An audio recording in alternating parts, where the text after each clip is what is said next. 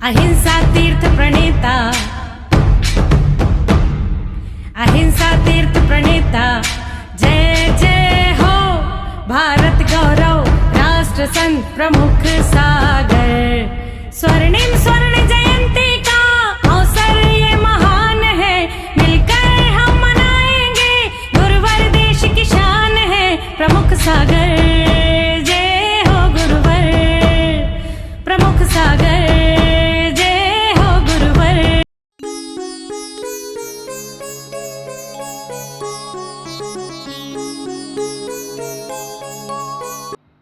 ख्याल करके रखना, जितना भगवान को अंदर छवि बैठाल दो अपने अंदर।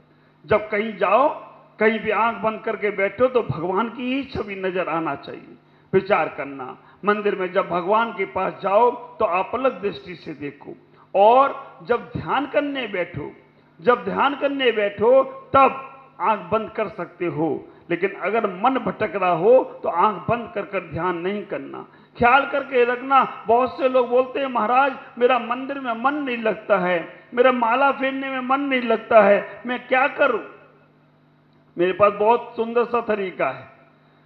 माला को हाथ में लेकर मत फेरो, माला को यहां पर रख दो, ऐसे बैठ जाओ, एक एक दाने पे ध्यान लगाओ।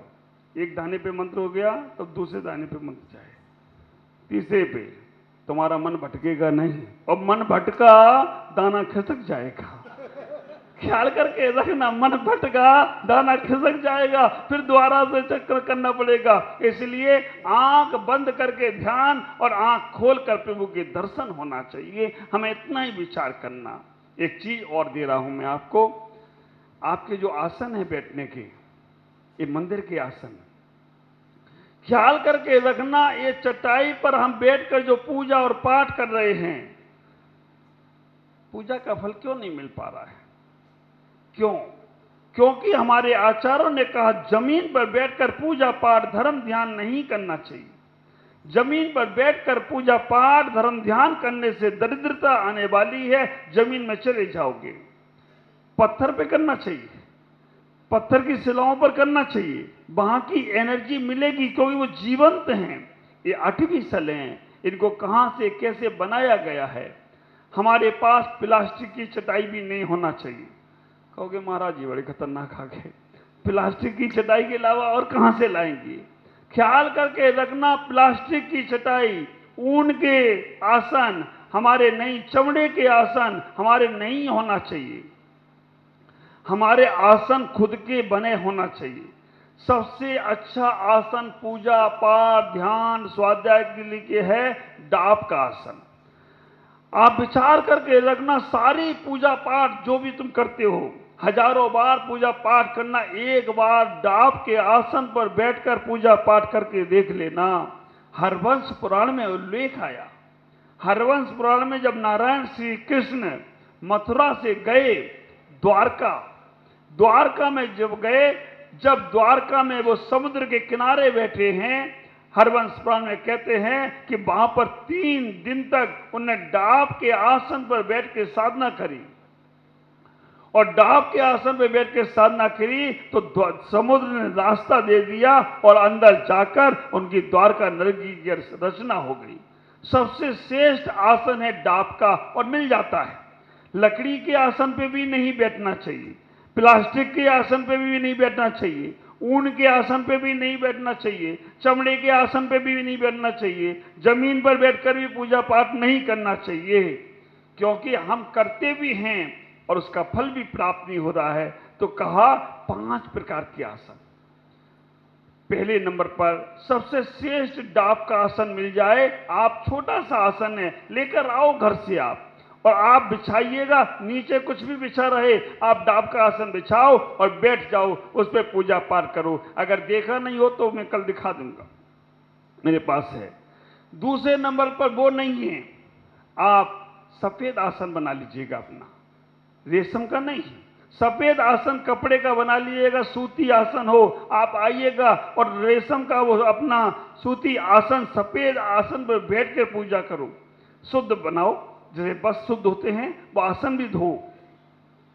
सफेद आसन पर बैठकर पूजा पाठ स्वाध्याय ध्यान करने से मन में शांति की प्राप्ति होती है। दूसरे नंबर पर हरा आसन।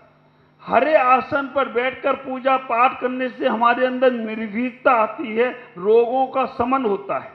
ख्याल करना, हरे आसन रोग के शमन के लिए हैं। आप हॉस्पिटल में जाते हो, कौन सा पर्दा है ना? आप विचार करके रखना, हरा हरा देखते रहोगे तो हरियाली में रहोगे। आप विचार करके रखना, हमें रोग के शमन के लिए हरा आसन और लाल आसन। लाल आसन भी बना सकते हो। लाल आसन पे बैठकर पूजा पाठ करने से हमारे अंदर संतति और संपत्ति का वैभव बढ़ता है। विचार करना। चौथे नंबर पे पीला आसन।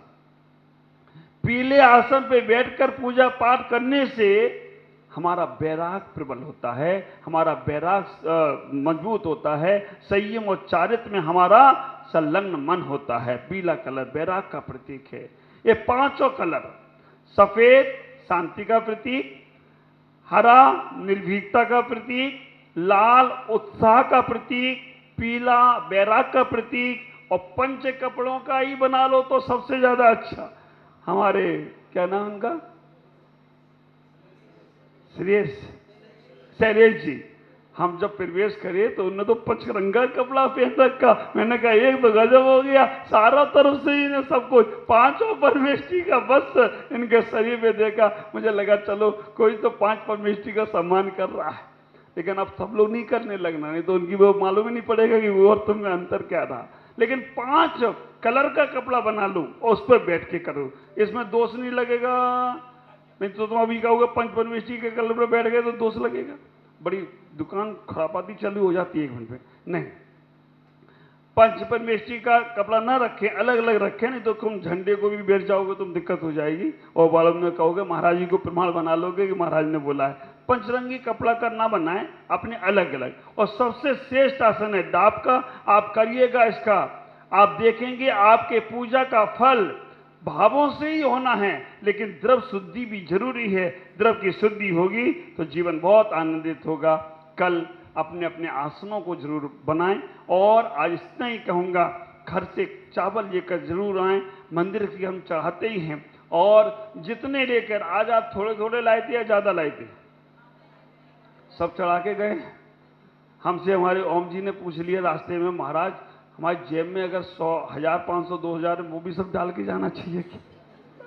मैंने कहा वो तो तुम बाद में कर देगा सब राजा, लेकिन सामग्री जो लाओ वो जरूर चढ़ा कर जाना चाहिए। और इतना ही कहूँगा, 7:45 बज चुके हैं, 30 मिनट आपके पूरे हो गए, समय पता नहीं चलेगा, लेकिन फिर भी हम समय की मर्यादा को समझकर एक एक चीज़ सीखते चले जाएंगे तो बहुत अच्छा होगा। आप ख्याल करके रखना, आप वस्त्रों के अपने बनाएं और आसन भी अपना बनाने का प्रयास करें, जिससे आपका जीवन बहुत मंगलमय होगा। शेष चर्चा कर। ओम नमः जय गुरु। तब श्री भगवात्माओं,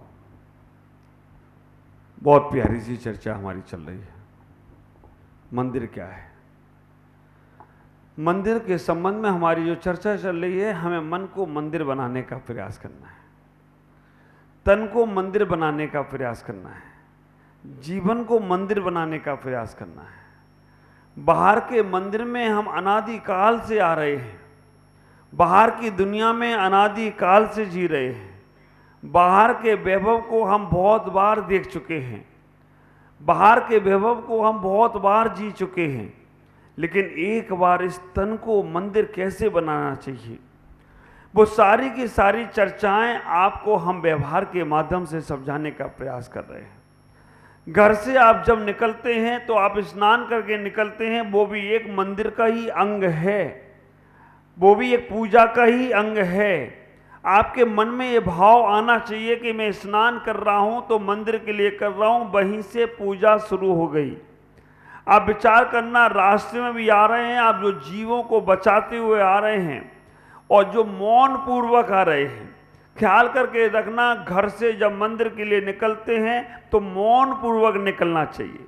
हाथों में कुछ ना कुछ सामान लेकर निकलना। हाथों में लेकर निकलने से आपको मार्केट में भी ये भाव रहेगा हम मंदिर जा रहे हैं। खाली हाथ आओगे तो मार्केट में मार्केट का मन हो जाएगा। परिवार में जाओगे परिवार का मन हो जाएगा। आप भरे हाथ, कहा करते हैं 7 जगह खाली हाथ नहीं जाना चाहिए। अगर खाली हाथ जाओगे तो खाली ही रहोगी 7 जगह। पहले नंबर पर कोई राजा से मिलने के लिए जाओ तो खाली हाथ नहीं जाना, क्योंकि राजा के पास जा रहे हो और खाली हाथ जाओगे तो खाली आओगे। आजकल के राजा कौन? जितने मिनिस्टर मंत्री हैं वो सब राजा हैं। आप विचार करके रखना, जितने मिनिस्टर मंत्री हैं आजकल के वही राजा हैं। तो जब उनके पास जाते हो तो बड़ी बड़ी गिफ्टें लेके जाते हो, बड़े बड़े सामान लेकर जाते हो, तो ख्याल करके रखना राजा के पास जाओ तो खाली हाथ मत जाना। दूसरे नंबर पर डॉक्टर के यहाँ जाओ तो खाली हाथ नहीं जाना। नहीं तुम कहोगे पैसे नहीं है मेरे पास, इलाज कर दो, डॉक्टर कहेगा बैठो भी बाद में करते इलाज। मालूम पड़ा कि इलाज के पहले ही निपट गए। डॉक्टर के पास खाली हाथ नहीं जाना। डॉक्टर भी बड़े होशियार हैं, पहले ही लिखवा लेते सब कुछ, एडवांस जमा करा लेते हैं, बाद में तुम चले गए तुम्हारे बाद फिर कौन होगा, सब पहले ही से एडवांस। इसलिए खाली हाथ वाले का डॉक्टर भी इलाज नहीं करता है। तीसरे नंबर पर ज्योतिष के पास जाओ तो खाली हाथ नहीं जाना। अगर तुम कोई भविष्यकर्ता के पास जा रहे हो, वैसे जाना ही नहीं तो वो बहुत खतरनाक होते हैं। तुम्हारा अच्छा खासा जीवन ऐसा कर देंगे कि तुम उसी नहीं के चक्कर में पड़े रहोगे कि अब मैं क्या करूं। ख्याल करना, ज्योतिष वाले के पास जाओ तो खाली हाथ नहीं जाना। चौथे नंबर पर वकील के पास जाओ तो खाली हाथ नहीं जाना। केस नहीं लड़ेगा तुम्हारा, और लड़ भी लेगा तो वो तारीख भी तारीख देता रहेगा। अभी जज साहब फ्री नहीं है, अभी हमें टाइम नहीं है, आप खाली हाथ नहीं जाना। पहले नंबर पर राजा, दूसरे नंबर पर डॉक्टर, तीसरे नंबर पर ज्योतिषाचार्य, चौथे नंबर पर वकील, पांचवें नंबर पर आप विचार करके रखना, पांचवें नंबर पर गुरुओं से मिलने जाओ तो खाली हाथ नहीं जाना। अगर आप खाली हाथ जाते हो तो पता चलता है कि इसके पास है ही नहीं कुछ, क्या चढ़ाएगा जी, खाली हाथ नहीं। अब ये नहीं कहना महाराज हम अपना माथा तो चढ़ा रहे हैं, फिर उठा क्यों रहे हो माथा, चढ़ा दिया तो चढ़ ही रहने दो, फिर उठाने की जरूरत नहीं है, चढ़ा देते हो फिर उठा भी लेते हो। सामग्री को चढ़ाएं, कुछ ना कुछ, खाली हाथ नहीं जाना चाहिए। और छठवें नंबर पर परमात्मा के पास, भगवान के पास जाओ तो कभी खाली हाथ नहीं, कुछ भी लेकर जाओ। और आप विचार करके रखना, ये 6 स्थानों पे खाली हाथ नहीं जाना चाहिए। ये 6 स्थान हमें जहां भरे हाथों से जाना चाहिए। विचार करके रखना, वो चावल को द्विजन्मा इसलिए कह दिया गया कि दूसरा जन्म जिसका हो गया, बस वहीं से वो जन्म मरण के चक्कर से बचना प्रारंभ हो जाएगा। जन्म जायते शूद्रा, जितने का भी जन्म हुआ ना, जन्म से शूद्र ही होते हो। जन्म जायते शूद्रा मंत्र से द्विजन्मा, अगर तुम्हारे ऊपर जो संस्कार दिए जाते हैं दूसरा जन्म होता है, तब तुम जाकर जैन बनते हो।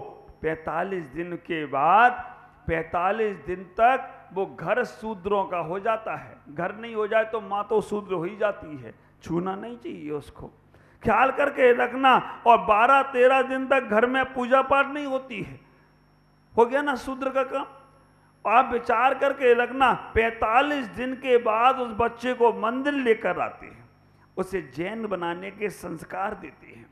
45 दिन के बाद उस बच्चे को हम सबसे पहले बच्चे को किसका चेहरा दिखाते हैं? भगवान का चेहरा दिखाते हैं। इसलिए दिखाते हैं बेटा तुम्हें भगवान जैसा बनना है, इसलिए तुम पहले भगवान का चेहरा देखो। अभी तो माँ बच्चे का चेहरा नहीं देख पाती है, उसके पहले पूरी दुनिया देख लेती है। ऐसी वो माँ तो अभी बच्चे को जन्म देने का तो उसे होश नहीं है, लेकिन उसकी फोटो खींच के ऐसी व्हाट्सअप होती है, ऐसी होती है, और लोग कहने लगते हैं पहले का जमाना कौनवाई था कि ये माँ पे गया, ये पिता पे गया। अब बच्चा थोड़ा बड़ा हो जाए ना तो अब कहना पड़ता है ये फलाने मोबाइल के टावर पे गया है, ये एयरटेल वाला है और ये वोडा वाला है, और पता नहीं कौन कौन सा वाला है। ख्याल करके रखना, वो सब संस्कार में मैं बताऊंगा जब रविवार संडे को प्रवचन जो होगा, जीवन जीने के सूत्र संडे के प्रवचन में दूंगा मैं। आप विचार करके रखना, सबसे पहले बच्चों को मंदिर में लाते, जन्म जाते शुद्ध, तो हम चावल क्यों चढ़ाते हैं? चावल इसलिए हम मंदिर में चढ़ाते हैं, जैसे चावल का दोबारा अब जन्म होने वाला नहीं है, चावल को बोने से चावल आने वाले नहीं हैं, ऐसे ही भगवान अब हमारा एक जन्म तो माता पिता ने दिया है, हम दूसरे जन्म के लिए आपके पास आए हैं, हम दुई जन्म होने वाले हैं, हमने दूसरा जन्म ले लिया। जैसे ये चावल अब दोबारा उत्पन्न नहीं होगा, ऐसे ही भगवान अब मैं दोबारा संसार में जन्म नहीं लेना चाहता हूं, इसलिए मैं ये चावल चढ़ा रहा हूं। ख्याल करके रखना, चावल को ही क्यों लिया गया? अक्षत में चावल को ही क्यों लिया गया? और कुछ ले लेते, हीरे मोती पन्ना ले लेते। 8 दिरहम में हीरे मोती पन्ना की बात आई नहीं है, चावल को ही क्यों लिया गया? क्यों? क्योंकि चावल गरीब से गरीब के घर में मिल जाएगा। आप विचार करके रखना, चाहे पूरा देश घूम, बंगाल, बिहार में तो लोग चावल ही चावल खाते हैं, और कर्नाटक चले जाओ तो चावल की रोटी, इतने प्रकार के चावल मिलेंगे। मैं वैसे बहुत पहले दुबला पतला था, हैदराबाद मेरा चातुर्मास 2006 का हुआ, मेरे 40 में भी मेरी कांता पहाड़िया ने लिखा है, दुबली पतली काया, बहुत दुबला पतला था। लेकिन जब से कर्नाटक गया, अब कर्नाटक में लोगों को गेहूं की रोटी बनाना आई नहीं, चावल की रोटी, अन्ना सावर, रसम, और वो क्या होता है पानी पानी जैसा बिल्कुल, हाँ, नीट डोसा, इडली। आप विचार करके रखना, कर्नाटक में इतने चावल के आइटम, हर चीज में चावल, और चावल की रोटी। अब वो खाने का प्रयास करो तो रबड़ी जैसी खींचे, तो वहां जाके तो अपना अब रोटी तो खाना नहीं, चावल खा खा के मोटा हो गया मैं वहां पर। आप विचार करके रखना, चावल हर प्रांत में मिलेगा, इसलिए भगवान ने कहा कि चावल ही अक्षत को ले लिया गया, कि चावल भगवान के पास चढ़ाना चाहिए। जो लोग चावल चढ़ाते हैं वो एक बार ये भाव रखें, हे भगवान, जैसे इसका द्विजन्म हुआ है, वैसे मेरे भी जीवन का दूसरा जन्म हो गया। मैं जन्म से तो शूद्र था, लेकिन आपके जन्म, आपके दर्शन से मैं वृत्ति हो गया हूं, मैं त्यागी हो गया हूं, मैं संस्कारित हो गया हूं। अब ये संस्कार मेरे जन्म मरण के बंधन को दूर करने में कारण बने।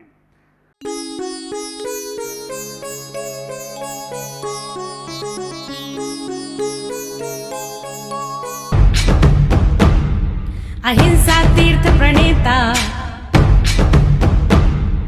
अहिंसा तीर्थ प्रणेता, जय जय हो भारत गौरव, राष्ट्र संत प्रमुख सागर। स्वर्णिम स्वर्ण जयंती का अवसर ये महान है, मिलकर हम मनाएंगे, गुरुवर देश की शान है प्रमुख सागर।